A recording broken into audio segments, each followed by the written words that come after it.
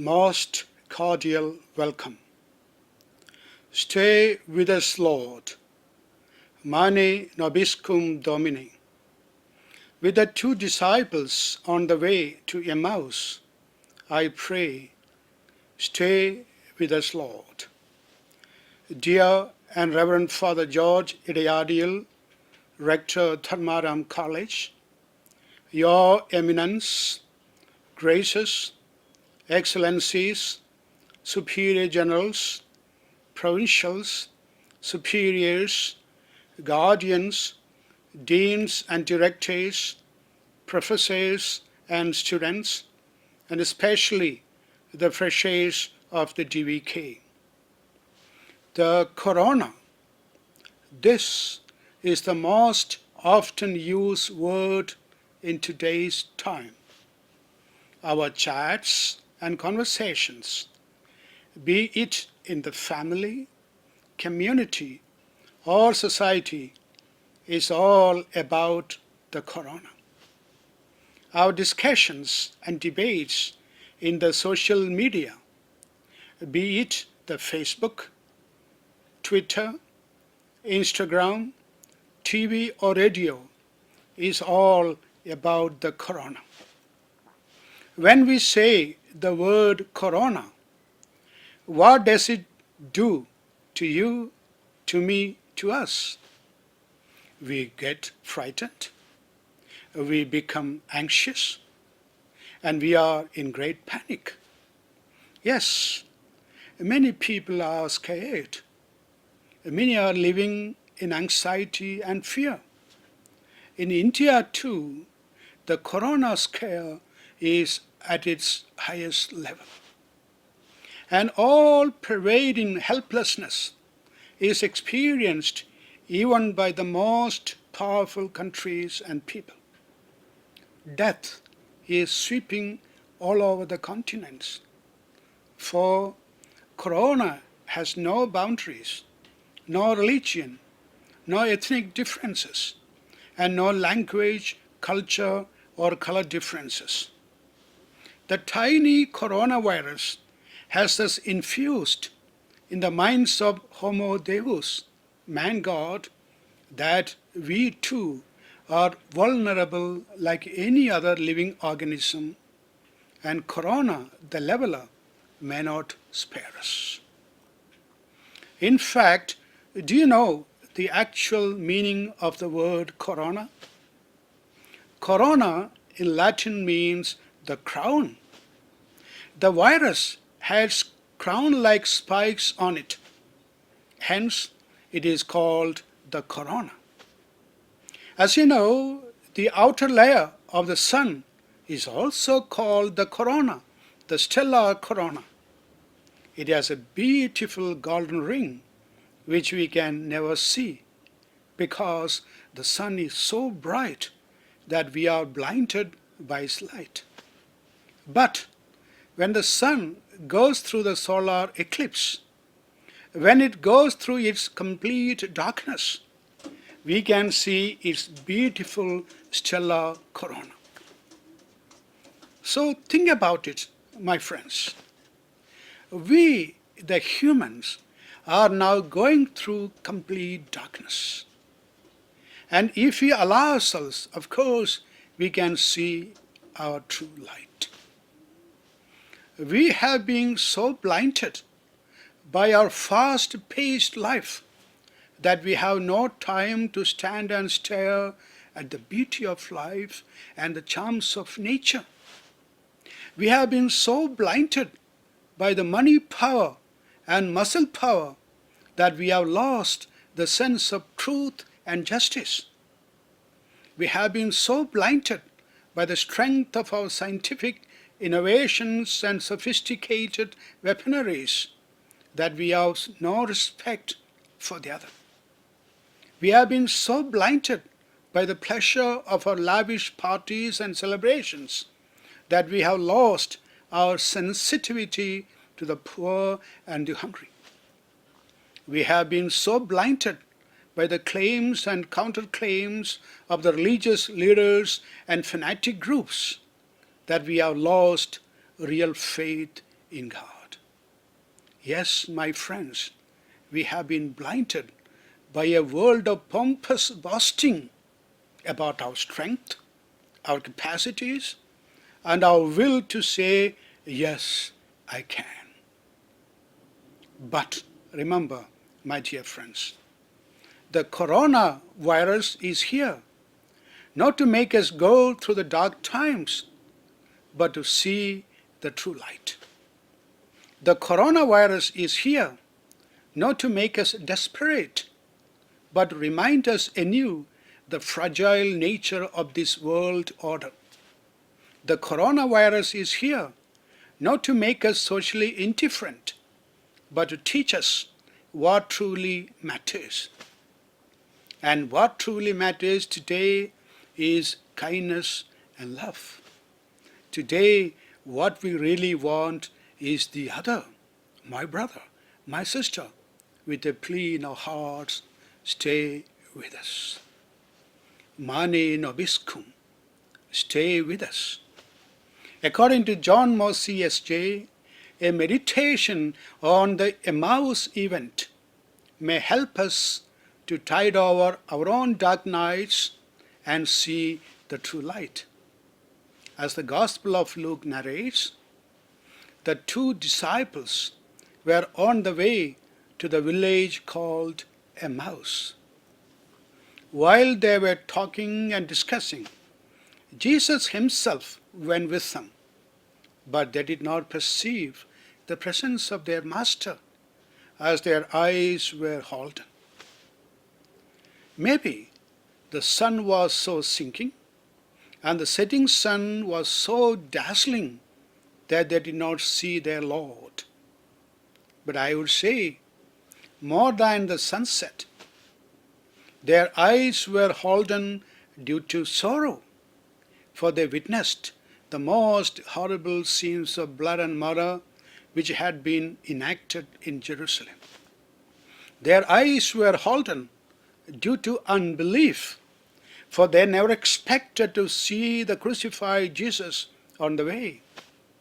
They were also holden by ignorance, for they failed to know what is written in the sacred scriptures, that the Messiah must suffer and die.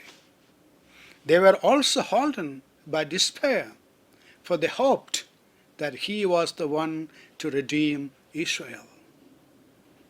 Amid the encircling gloom caused by sorrow, unbelief, doubt, and despair, my friends, they could still plead, Mane nobiscum, stay with us. So he went in to stay with them. The Emmaus event thus rolls out the evolution of the awareness of the two disciples from sorrow to joy, from unbelief to belief, from ignorance to knowledge, and from despair to hope and love. For it is written, their hearts were burning within them while he was talking to them. For it is written, their hearts were burning within them while he was explaining the scriptures to them. For it is written, their eyes were opened while he was breaking the bread with them. Yes, their eyes were opened and they recognized Jesus. The encounter with Jesus filled their whole being with the passion and purpose. And they immediately returned to Jerusalem to share their experience with other disciples. They sensed a must to share the happiness and the good news with others. How true is a Swedish proverb. A joy shared is a joy doubled. A sorrow shared is a sorrow halved. A heart on fire, a heart inflamed with love, is the best of all we need today at a time when the pandemic COVID-19 keeps us away by social distancing through travel restrictions and lockdowns. But don't worry, everything is not locked down. Sun and rain are not locked down. Family, community time is not locked down. Responsibilities are not locked down. Friendship is not locked down. Prayers are not locked down. Creativity is not locked down. And finally, love and hope are not locked down. With a heart inflamed with love, let us reach out to the millions who suffer from the pandemic COVID-19. Even if we are not infected, the crisis is affecting our lives and the loved ones in one way or other. In the words of Simone, humanity is like stones in an arch. The healthier the stones, the healthier the arch. And since we all are part of each other's reality, we too share responsibility for one another. Refusing to act to prevent the spread of the virus makes us responsible for worsening the situation, not just for other people, but for ourselves, because our well-being is necessarily linked to others' well-being. Hence, let the phrases like social distancing, masking, and washing hands become part of our everyday vocabulary, along with our plea, stay with us.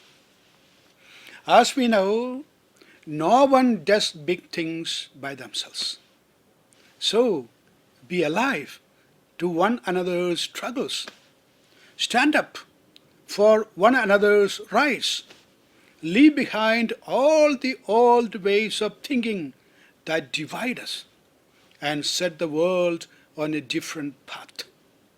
Thus, you and I will be part of the solution instead of part of the problem. Indeed, in order to be part of the solution, we need to think and behave differently.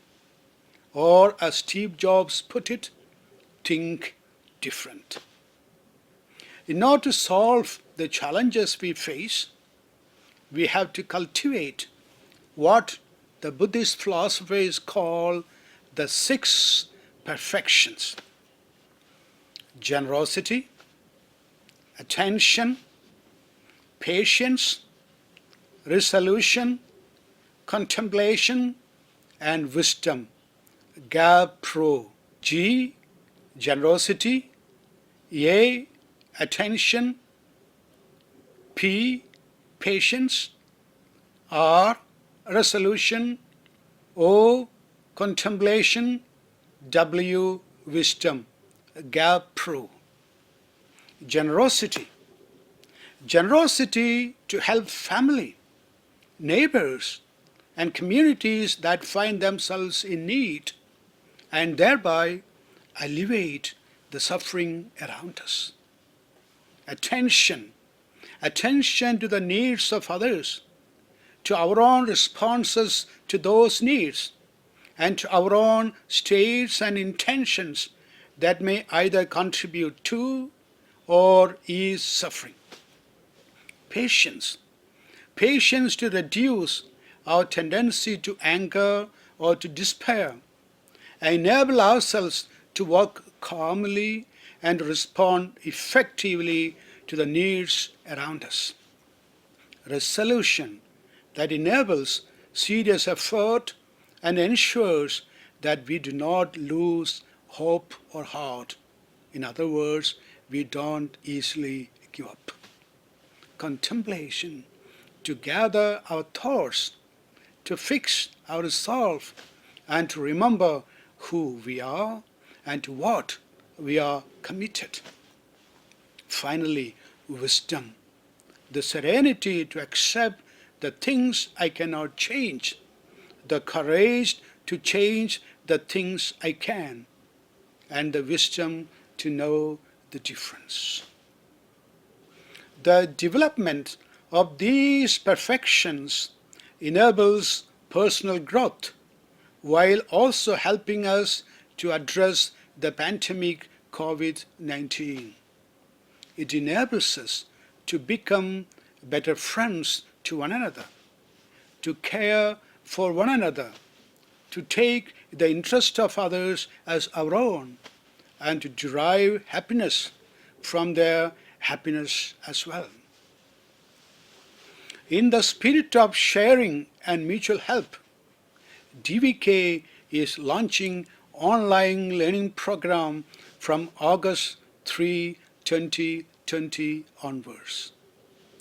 DVK introduces the online mode of teaching and learning not because it is better than the presence learning, but the public health emergency arising from the pandemic COVID-19 compels DVK to review and reinvent the lives and activities of the DVK campus.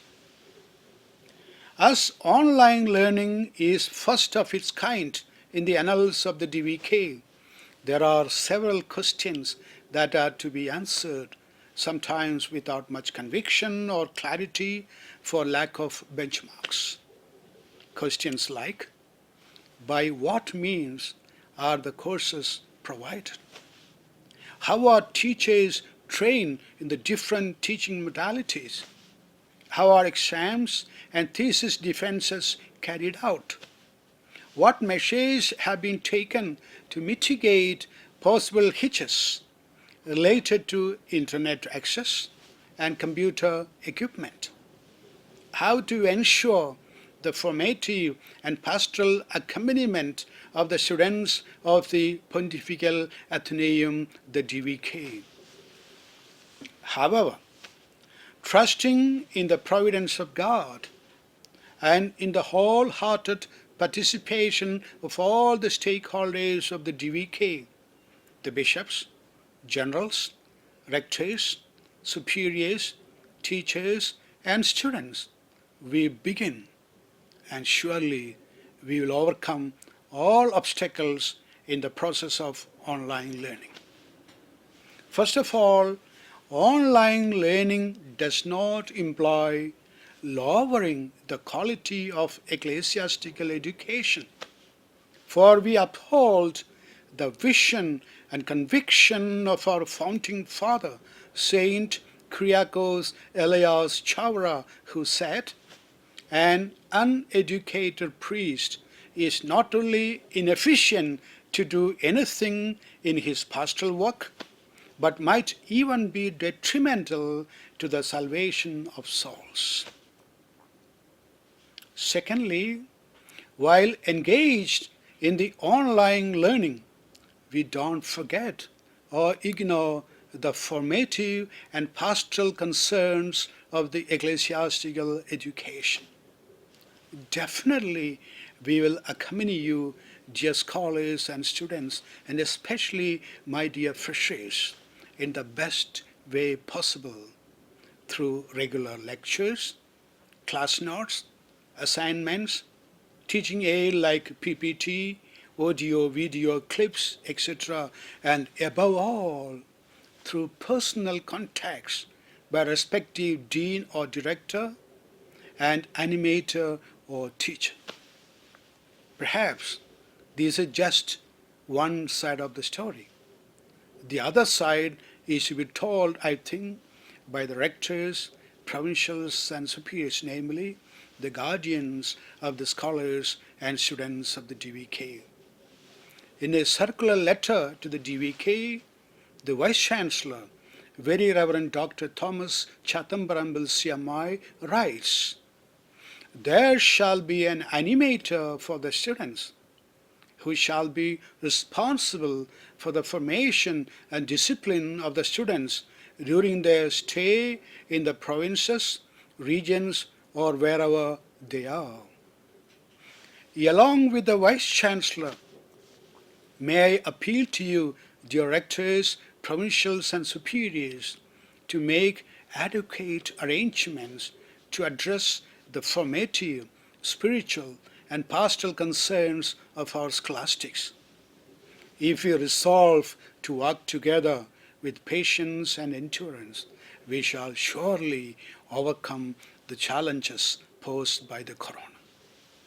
Finally, let us pray in cohesion. Mane nobiscum Domini.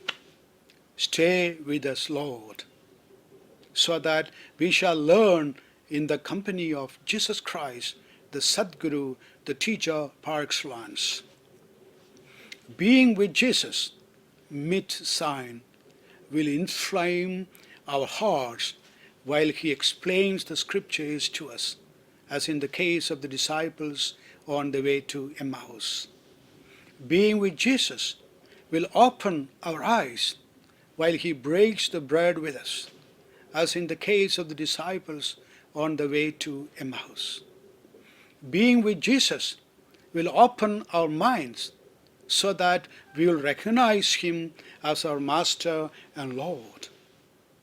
With an inflamed heart and enlightened mind, we shall hasten to the ends of the earth to proclaim, to share the good news of love and joy, the good news that Jesus is alive and he loves you, he loves me, and he loves us.